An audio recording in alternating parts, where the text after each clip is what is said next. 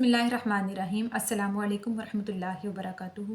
उम्मीद करती हूँ कि तमाम देखने वाले खैर वाफ़ियत से होंगे, अल्लाह ताला की रहमतों के साए में होंगे।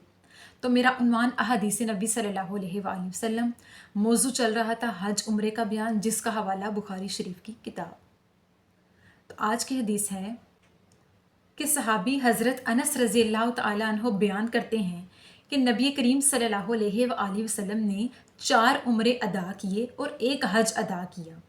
पहला उम्रा आप सल्लल्लाहु अलैहि वसल्लम ने हुदैबिया के मौका पर किया, जब मुशरिकीन ने आप सल्लल्लाहु अलैहि वसल्लम को रोक दिया था। तो आप सल्लल्लाहु अलैहि वसल्लम ने मुशरिकीन से सुलह की और सुलह हुदैबिया के मौका पर आप सल्लल्लाहु अलैहि वसल्लम ने पहला उम्रा अदा किया।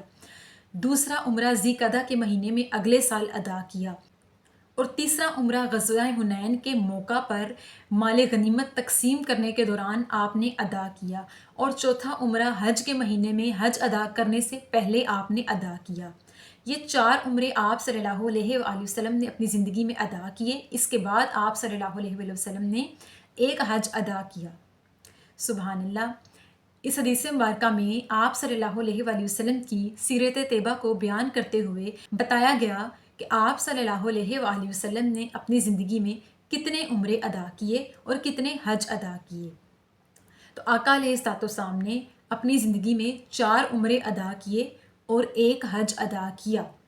पहला उम्रा सुलह हुदैबिया के मौका पर, दूसरा उम्रा ज़ीक़दा के महीने में अगले साल और तीसरा उम्रा ग़ज़वा हुनैन के मौका पर जब गनीमत का माल तकसीम कर रहे थे, और चौथा उम्रा जब आप सल्लल्लाहु अलैहि वसल्लम हज की अदायगी के लिए जा रहे थे। तो हज से पहले आपने उम्रा अदा किया और उसके बाद हज अदा किया।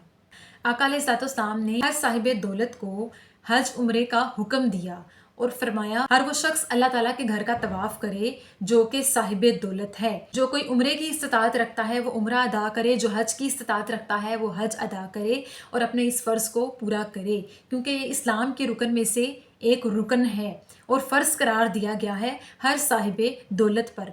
और ये एक ऐसी इबादत है जो कि कौली, फ़ेली और माली इबादत का मजमुआ है। लोग मुख्तलिफ़ किस्म की इबादत को अदा करते हुए, कोई माली इबादत करता है, कोई फ़ेली इबादत करता है, कोई कल्बी इबादत करता है। जैसे कि लोग रोज़ा रख के बदनी इबादत अदा करते हैं और किसी के साथ नेकी करके फ़ेली इबादत करते हैं और अल्लाह ताला का ज़िक्र करके कल्बी और कौली इबादत अदा करते हैं। इसके अलावा इस तरह अल्लाह ताला की राह में माल खर्च करके कुछ लोग अपनी माली इबादत को अदा करते हैं।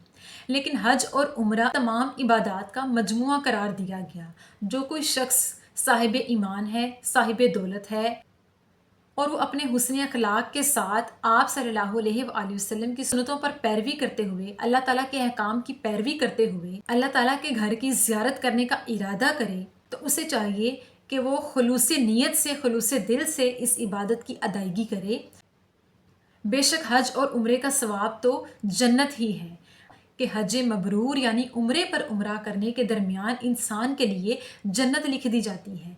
जो शख्स अल्लाह के घर की ज़ियारत करे, अल्लाह के घर का तवाफ़ करे, अल्लाह के घर के सामने बैठ के अपनी ज़िक्री कौली फ़ेली इबादत को अदा करे, तो उस शख्स के लिए जन्नत लिख दी जाती है। अल्लाह ताला से दुआ है कि अल्लाह पाक तमाम साहिब ईमान लोगों को साहिब इस्तिताअत करे और इस हज जैसे रुकन को, हज उम्रे जैसी इबादत को अदा करने की तौफ़ीक़ अता फ़रमाए।